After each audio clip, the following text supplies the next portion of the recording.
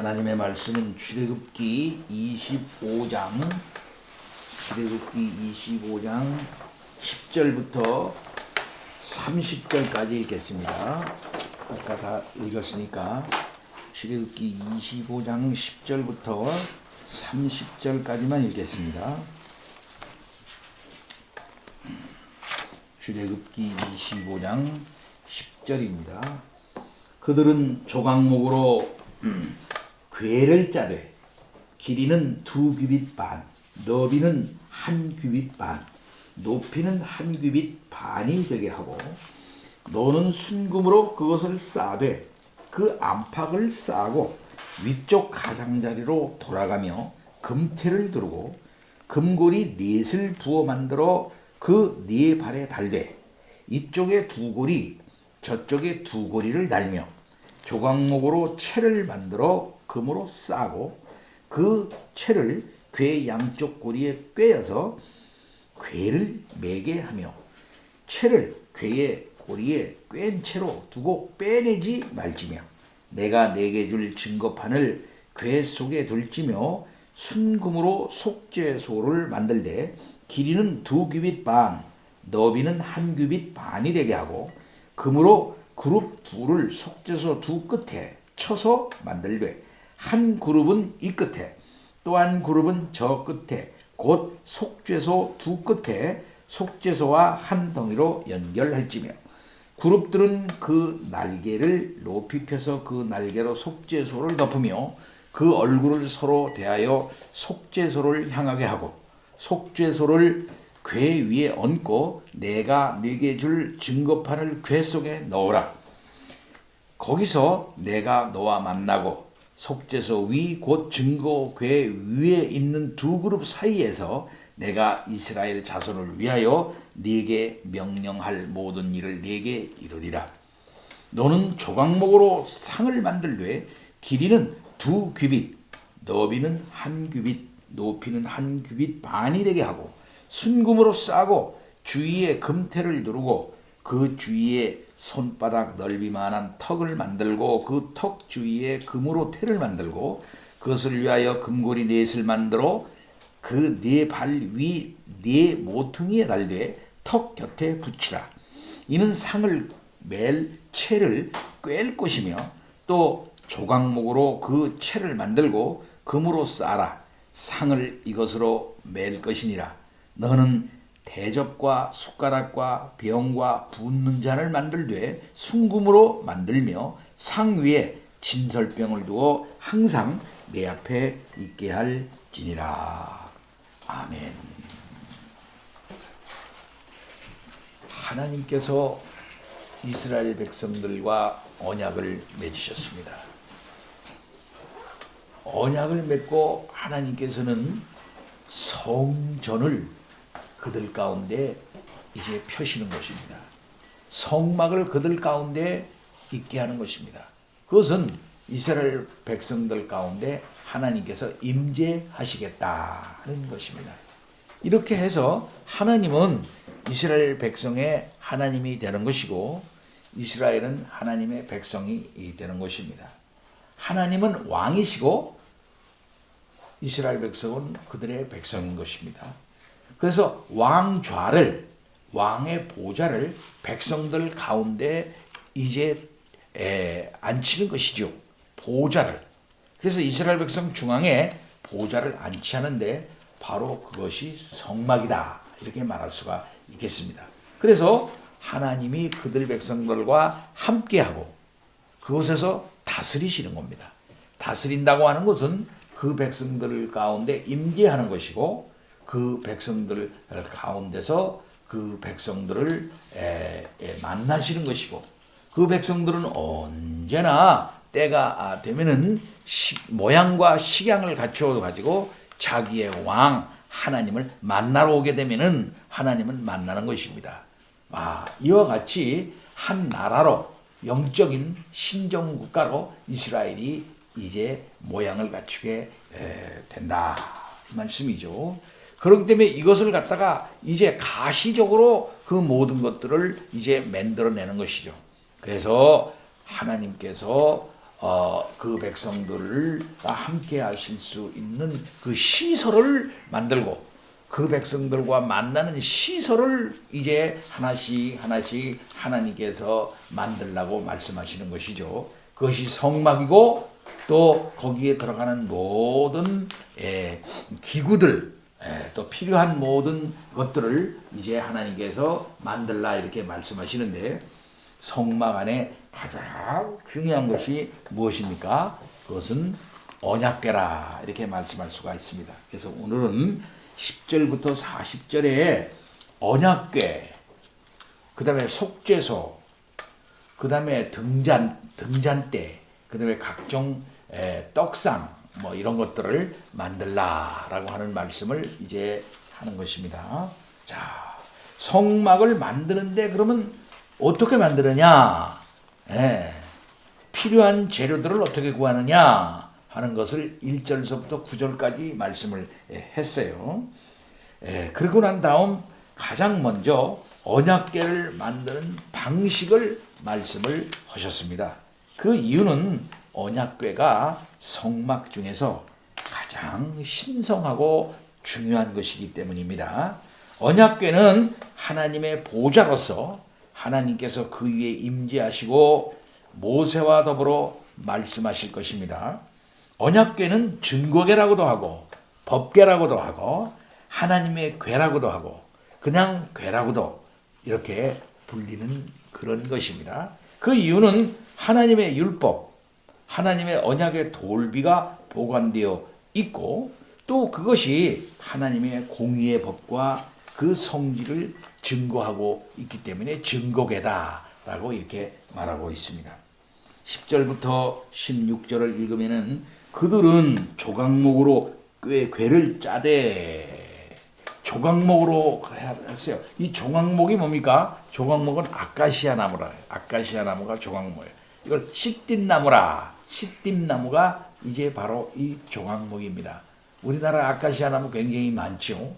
저는 아카시아 나무를 처음에는 조금 무시했습니다.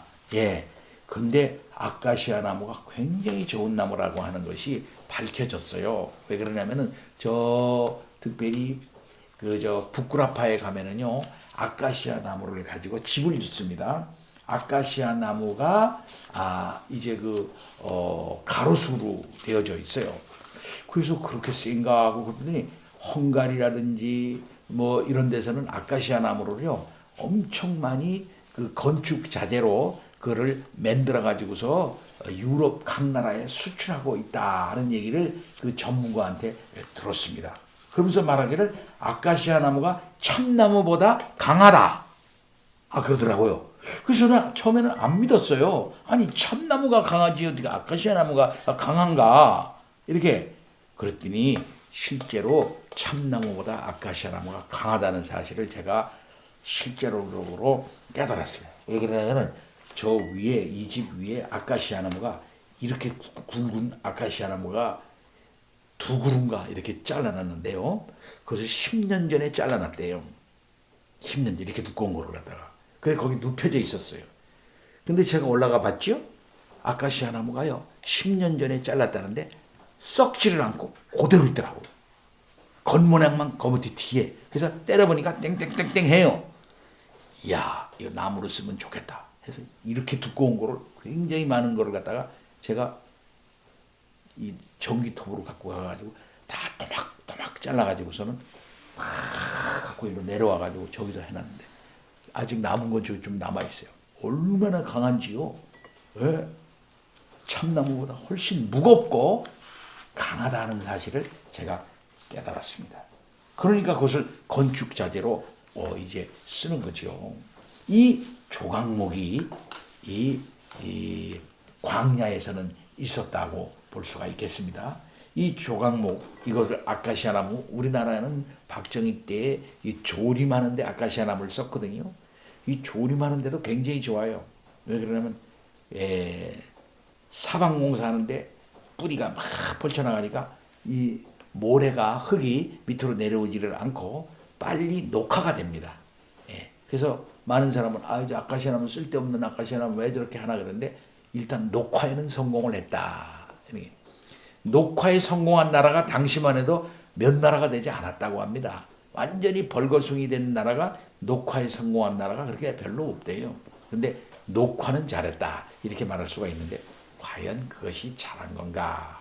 나중에 할 때 이 우리나라에 있는 아카시아 나무를 건축 자재로 지금 아직 사용하지 못하고 있는 것은 사실이다 이렇게 볼 수가 있겠습니다. 그런 면에 좀 아쉬움은 있죠. 이 조각목이에요. 이게 십김나무입니다. 근데 그거를 어떻게 하느냐? 길이는 언약계의 길이는 2규빗 반, 너비는 1규빗 반, 높이는 1규빗 반이 되게 하고 그것을 갖다 순금으로 싸래요. 안팎을 싸래요. 그리고 가장 위쪽 가장자리로 돌아가면서 금태를 두르래요. 금태를 두르래요. 그리고 금고리 넷을 부어 만들어 가지고 그 네 발에 달으래. 그래서 이 편에 두 고리, 저 편에 두 고리를 갖고 조각목으로 이게 긴 대를 만들어 가지고 또 금을 쭉 싸가지고 금나무를 만들어 가지고 그 양편 고리에 그 궤를 꿰 가지고서 그것을 맬 수 있도록 그렇게 하라요. 그리고 그걸 갖다 고리를 꿰인 채로 그냥 두고 절대 이걸 빼내지 말라 이거지. 빼내지 말라. 이렇게 하나님께서 아주 자세하게 그렇게 말씀을 해 주셨습니다. 그리고 그 속에 뭘 주느냐 하면은 증거판, 그러니까 십계명 돌판 2개를 넣어두라 그랬어요.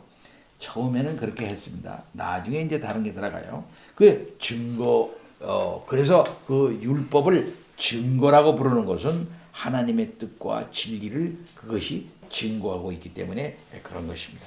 자, 이렇게 언약궤는 신성한 믿음을, 신성과 그 믿음을 상징하는 순금으로 안팎을 입히고 뒷 가장자리에 금태를 둘렀어요. 이 언약궤는 성막에서 가장 은밀한 곳인 지성소에다가 두었습니다. 그래서 홀리 오브 홀리라 그래요. 성소를 홀리, 그 다음에 지성소를 홀리 오브 홀리. 그 안에는 증거판 2돌판을 두었는데 나중에 만나도 들어갔죠. 참 양식이 되시는 그리스도를 상징하는 만나. 그 다음에 나중에 아론의 쌍난 지팡이도 거기에 이제 들어갔어요. 곧 그리스도의 부활과 또 영원한 능력을 상징하는 쌍난 지팡이를 넣어두었습니다. 이 궤에는 4개의 발과 그것에 금으로 싼 2개의 운반용 장대를 끼울 고리 넷을 만들었어요. 광야에 있을 때는 늘 이동해야 했기 때문에 언약궤도 늘 메고 다녔고 가나안 정착 후에도 솔로몬 성전에 안치되기 전까지는 때를 따라 이것이 옮겨졌던 것이죠. 예, 이렇게 언약궤를 만들어라. 그 다음에 속죄소를 만들어라 그랬어요. 17절부터 21절입니다. 속죄소를 만들라. 순금으로 속죄소를 만들되 길이는 2규빗 반, 넓이는 1규빗 반이 되게 하고 금으로 그룹 둘을 속죄소 두 끝에 쳐서 만들되 한 그룹은 이 끝에 한 그룹은 저 끝에 곧 속죄소 두 끝에 속죄소와 한 덩이로 연결하고 그룹들은 그 날개를 펴서 그 날개로 속죄소를 덮고 그 얼굴을 서로 대하고 속죄소를 향하게 하고 속죄소를 궤 위에 얹고 내가 4개 줄 증거판을 그 궤 속에 넣으라 그랬어요. 자, 이 성경 말씀을 제가 그대로 읽으면서 지금 하는 것입니다. 중요한 거기 때문에. 하나님께서는 모세에게 금으로 속죄소를 만들라 그랬어요. 이 속죄소는 그 원어의 뜻이 덮개라는 뜻입니다. 덮개. 덮는다라는 뜻이에요. 덮는다. 예. 그 뜻과 더불어 속죄소라는 뜻도 가집니다. 영어 성경은 그래서 그것을 시은좌라고 그랬어요. mercy seat, mercy. 하나님께서 mercy seat. 그래서 시은좌, 그러니까 은혜를 내리는 자리라 그래. 시은좌라 그랬어요. 그렇게 번역하기도 했어요. 이것이 킹 제임스 버전도 이렇게 번역을 했고 NASB도 이렇게 번역을 했습니다. 자, 이것은 길이가 2규빗 반, 약 한 115cm, 너비가 1규빗 반이니까 약 69cm가 되게 하라. 이렇게 했어요. 그리고 그룹이라고 하는 천사 모양 둘을 속죄소 두 끝에 금으로 쳐서 만들되 한 그룹은 이 끝에, 한 그룹은 저 끝에, 곧 속죄소 두 끝에 속죄소와 한 덩어리로 붙여서 이렇게 만들고, 그룹들은 그 날개를 높이 펴서 그 날개로 속죄소를 덮고 그 얼굴을 서로 대하도록, 그래서 속죄소를 향하게 했던 것입니다. 그리고 하나님께서 주실 증거판을 그 궤 속에 놓고 속죄소를 그 궤 위에 얹어야 했던 것입니다. 자, 그러니까 속죄소를 궤 위에 얹고 이렇게 하신 것 같이, 이 속죄소는 뭐냐면 일단은 언약궤의 뚜껑이에요. 언약궤의 뚜껑. 그래서 언약궤와 속죄소의 규격이 일치해요. 이것이 속죄소로 불리게 되면 뭐냐 하면은 대속죄일, 1년에 한 번 대제사장이 지성소, 홀리 오브 홀리 속으로 들어가가지고 대제사장이 피를 가지고 지성소에 들어가서 이곳에 피를 뿌림으로써, 여기에다 피를 뿌림으로써 죄를 속하기 때문에 그런 것이에요. 속죄소, 그러니까 덮다라고 하는 이 말이 의미하는 것처럼 이 언약궤의 뚜껑이지만은 그것이 왜 속죄소가 되느냐 하면은 하나님의 진노를 이 속죄소가 덮는다 이거예요. 덮는다. 하나님의 진노를 가로막는다는 거지. 하나님의 진노가 내리치잖아요. 그럼 탁 속죄소가 그곳에 와서 그걸 덮어버린다. 하나님의 놀라운 영광과 하나님의 능력을 목도할 수가 없어요. 죄인들은요. 그래서 죄인들은 죽을 수밖에 없습니다. 죄를 가지고는 도저히 갈 수가 없어요. 그런데 피를 뿌림으로써, 죽음으로써, 하나님 앞에 죽음으로써, 그런데 그건 뭘 의미하느냐 하면 희생의 피를 의미하는 거죠. 결국 하나님과 교제가 이루어진다고 하는 것은 결국은 뭐냐면 죄가 이제 없어지는 것을 의미하는 것인데, 그러려면 그 죄가 덮어져야 하는 거예요. 죄가 덮어져야 돼. 그래서 예수 그리스도의 피를 뿌림으로써 그 죄가 속죄가 되는 것입니다. 그래서 거기다 피를 뿌리는 거예요.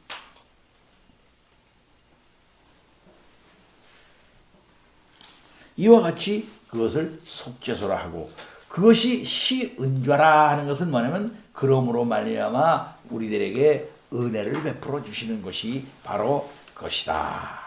바로 그것이 하나님의 보좌다라고 말하는데, 여기 성경의 말씀 앞에서 그런 말을 했는데, 그것은 무슨 말을 했냐면은 하나님께서 그곳에서 말씀하신다 그랬어요. 그 말씀하신다.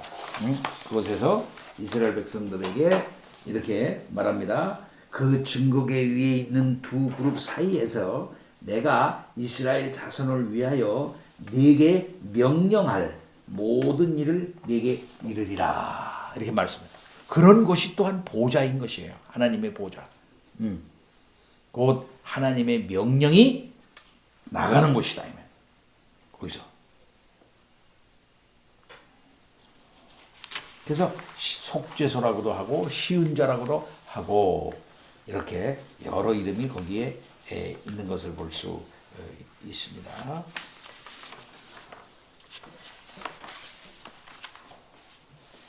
그래서 이 피를 통해서, 피가 뿌려짐으로 말미암아 우리의 죄가 뭡니까? 덮어지게 되는 거거든요. 그것은 속죄라고 하는 말 자체가 덮는다라고 하는 의미가 있어요. 덮는다.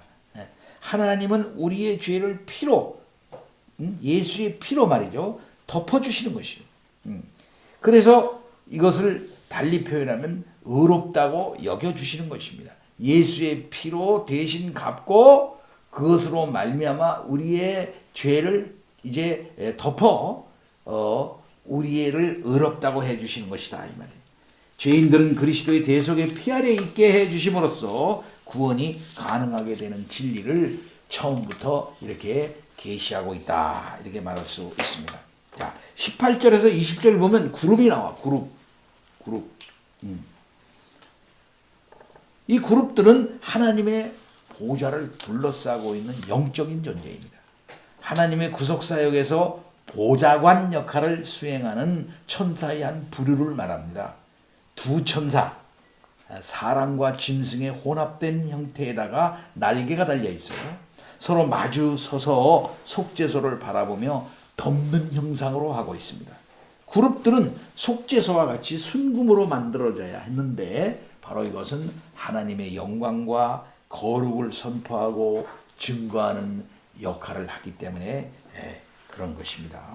자, 하나님께서는 분명히 말씀합니다. 22절에 내가 거기서 너와 만나고 속죄소 위, 곧 증거궤 위에 있는 두 그룹 사이에서 내가 이스라엘 자손을 위하여 네게 명할 모든 일을 네게 이르리라.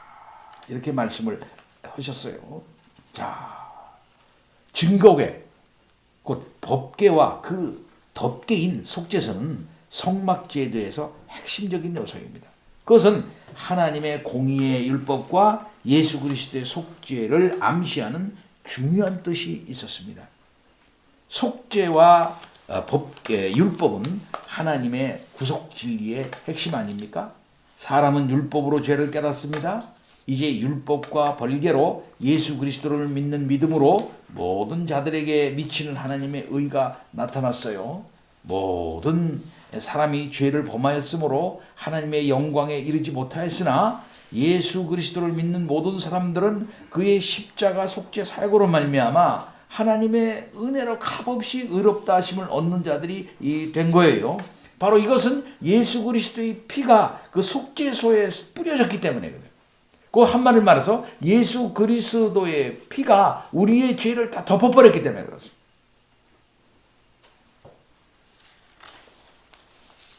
바로 이러한 것을 전제하면서 하나님께서는 그의 백성들과 만나는 것입니다. 그의 백성이 어떻게 하나님께 나갈 수 있나요? 바로 이와 같은 속죄적인 속죄의 사역, 곧 하나님께서 그들을 죄를 덮는 그런 것을 통해 가지고 속죄해 주는 그런 사역을 전제로 해서 하나님은 그의 백성을 만나는 것입니다. 그런 차원에서 바로 속죄소 시은좌 그것은 곧 하나님과 그 백성이 만나는 거죠. 거기에는 어떤 역설이 들어있는 거예요. 하나님은 그냥 만날 수 없어요. 우리가 죽어서야 만나는 건데 죽지 않고 만나는 방법이 뭐가 있을까요?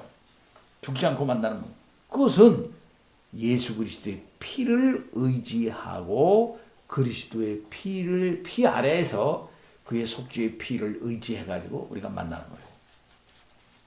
그래서 그의 뿌려진 피가 그의 속죄소에 뿌려진 피가 결국은 우리를 하나님 앞으로 이끌게 되는 것이고 그렇게 되어질 때 하나님께서는 그 백성들을 만나고 그 백성들에게 말씀하시게 되는 것입니다. 이렇게 해서 하나님과 그 백성 사이에 교제가 이루어지게 되는 거예요. 화해가 될 때 교제가 되는 거예요. 화해가 되지 않으면 교제가 되지 않아요. 이것은 화목이야. 이런 화목이 되어질 때 그 다음에 새로운 관계로서의 교제 관계가 이루어지면서 하나님께 그 백성들이 나가게 될 수 있게 되는 거죠.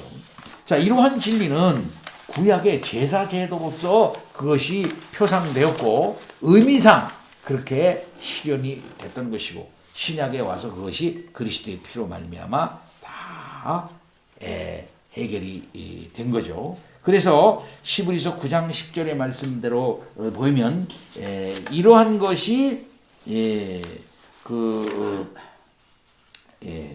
개혁될 때까지라는 말을 썼어요. 히브리서 9장 10절 개혁될 때까지 만들어둔 것이라. 성경은 증거하기를 그리스도께서 참 제사장으로 와가지고 염소와 송아지의 피로 아니하고 오직 자기 피로 영원한 속죄를 이루사 손으로 지은 지은 땅에 있는 성소가 아니라 하늘에 있는 온전한 성소에 들어가신 것이죠. 그래서 단번에 이제 들어가시게 됐다 이 말이에요. 예전에는 손으로 지은 성소로 대제사장이 들어갔어요. 그러나 마지막 날에 멜기세덱의 반차를 좇은 예수 그리스도께서 그의 영원한 피를 흘리사 단번에 속죄를 이루어 가지고 하나님의 그 손으로 짓지 아니하는 하늘에 있는 성소에 하나님 우리 주 예수 그리스도께서 들어가 버렸다. 예.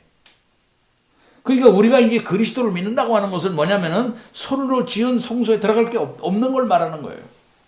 손으로 지은 성소는 뭘 의미했던 것이냐면 앞으로 예수 그리스도가 오셔서 단번에 들어갈 하늘 성소, 그것을 갖다가 예표하고 있었던 것이거든요. 마지막 날에 그리스도가 와가지고 그 거룩한 피를 흘려가지고 하늘의 성소, 손으로 짓지 아니한, 인간의 손으로 짓지 아니한 성소로 우리 주님이 들어갔어요. 예. 그래서 우리도 예수의 피를 힘입어서 바로 이 성소에 들어가는 거예요. 곧 하늘 성소. 손으로 짓지 아니한 하늘 성소에 들어갈 담력을 얻었다. 그랬어요. 담력을 얻었다. 그래서 히브리서 4장 16절에 그러므로 우리가 긍휼하심을 받고 그런 의미의 긍휼하심을 우리가 받았어요. 긍휼하심을 받고 때를 따라 돕는 은혜를 얻기 위하여 은혜의 보좌 앞에 담대히 나아갈 것이니라. 옛날 구약의 성도들이 피를 의지해서 대제사장을 앞세워 가지고 홀리 오브 홀리로 들어갔어요. 대제사장과 함께. 그 대제사장이 들어간다고 하는 것은 곧 그 백성이 그 백성을 대표로 해서 들어가는 거니까 결국 그 백성이 들어가는 건데 그 홀리 오브 홀리로 들어갔다 하면 그건 손으로 지은 성소로 들어간 거야. 그 안에 뿌려진 피는 이제 하나님께 와도 된다. 너희의 피를 내가 덮는다 하는 그런 것이었어요. 근데 그것은 앞으로 오실 예수 그리스도의 피를 예표하는 것이었다 이 말이에요. 근데 그것은 매년 계속해야 할 것이라 이 말이죠. 매년 계속해야 돼. 그리고 대제사장이 죽으면 또 다른 제사장이 또 갈려. 제사장이 갈려야 돼. 제사장도 갈려. 제물도 다른 거로 해야 돼. 그런 제사였단 말이에요. 그러나 마지막 날에 예수 그리스도가 오셔서 단번에 제사로 거룩한 피를 흘려 단번에 아예 손으로 짓지 아니한 거룩한 성소로 우리 주님이 들어가셨으니까 우리는 그의 피를 힘입어 거룩한 하나님의 성소에 들어가 드디어 하나님의 말씀을 듣고 하나님의 말씀을 듣고 그의 명령을 깨닫고 하는데 이른다 이게요. 그래서 하나님께서 앞서서 말한 것처럼 이스라엘 자손을 위하여 내게 명령할 모든 일을 두 그룹 사이에서 내가 네게 이르리라 이렇게 말씀을 옛날에 하셨어요. 그렇게 하셨어요 옛날에.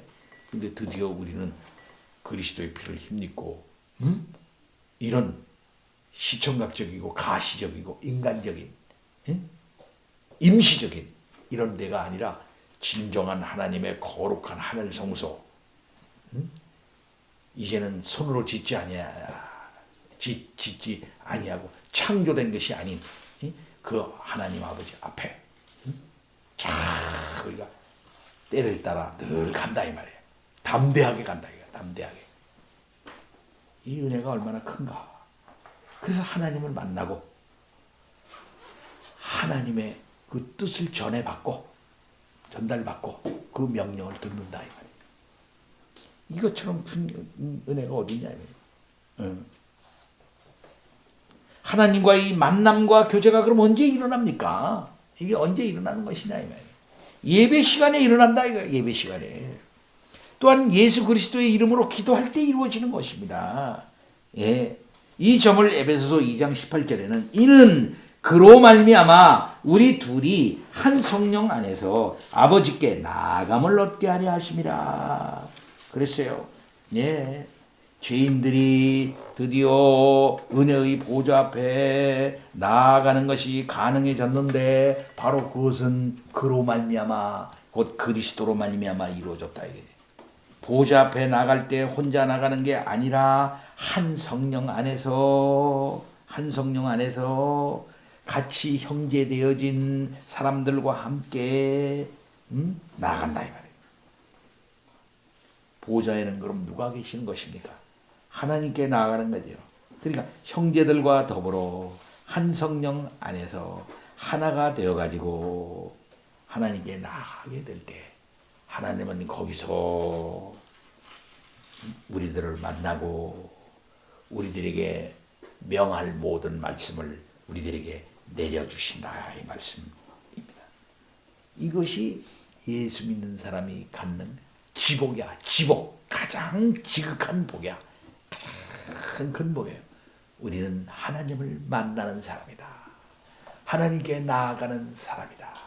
아니 그럼 하나님 나가는 게 뭐 이렇게 중요해?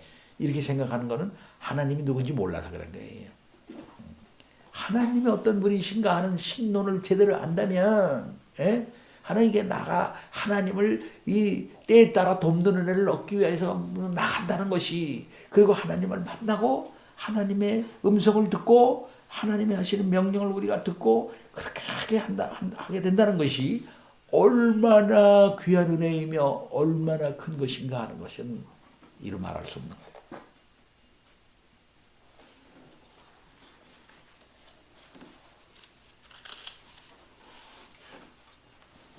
여러분들은 그런 점에서 때를 따라 돕는 은혜를 얻기 위하여 한 성령 안에서 한 몸 되어져 가지고 하나님께 늘 나가는 마지막 날 종말에 하나님의 백성 된 줄 믿으시기 바랍니다. 하나님은 늘 여러분의 예배를 받으시기를 원하시고 그리고 만나시기를 원하시고 또 여러분들에게 하나님의 뜻을 전달해 주시기를 원하시고 그 뜻대로 행하게 하시기를 원하시는 우리 하나님 아버지신 줄을 믿으시기 바랍니다. 2019년 많은 날들 동안에 이 예배만큼 귀한 게 없다. 그래서 교회는 다른 거 없어요. 예배만 잘 드리면 돼요. 예배 잘 드리면 교회가 되는 겁니다. 오늘날 많은 교회가 예배가 타락이 되었죠. 예배가 타락. 종교개혁은 어떤 면에서 예배의 개혁이었어요. 예배의 개혁. 모든 미신적인 요소, 인간적인 요소, 가시적인 그런 가식적 요소, 형식적 요소 이런 요소들을 다 철폐하고 원래 성경에서 말하는 바로 이 예배를 회복하는 것이 종교개혁의 핵심이었던 것입니다. 오늘날에도 무슨 마찬가지다 하는 것이죠. 네. 그래서 하나님 아버지 앞에 나아가 늘 감격하고 즐거워하고 기뻐하고 또 그로 말미암아 새 힘을 얻는 그런 놀라운 일들이 우리 모두에게 늘 있어야 될 것입니다. 다 같이 기도합니다. 하나님 아버지 감사합니다. 언약궤를 만들라. 속죄소를 만들라. 그룹을 만들라. 말씀하셨습니다. 하나님 아버지 이것은 하나님과 그 백성이 이렇게 만날 수 있는 영적인 그런 모든 내용을 담고 있는 가시적 시청각적 시설들입니다. 이제 마지막 날 우리 주님 오셔서 이런 모든 것들을 다 훔치하시고 예수 그리스도 안에서 드디어 하나님께 나아갈 수 있도록 하나님께서 하셨습니다. 아버지 참으로 찬양과 영광을 돌립니다. 하나님을 만나 뵙고 하나님의 말씀을 듣고 기뻐하는 우리 모두가 되게 하여 주신 것 참으로 감사합니다. 하나님 아버지 예배 시간을 귀히 여기게 하여 주시옵시고 주 앞에 나가 예배하는 그 시간에 하나님을 만나고 하나님을 기쁘게 해드리고 하나님께 우리의 마음을 드리고 하나님의 음성을 듣고 또 그것을 실천할 수 있는 힘과 능력을 얻는 그런 일들이 늘 있게 하여 주옵소서. 그래서 이 세상에 하나님의 형상으로서 주님의 역할을 감당할 수 있도록 인도하옵소서. 예수 그리스도 이름으로 기도하옵나이다. 아멘. 찬송 50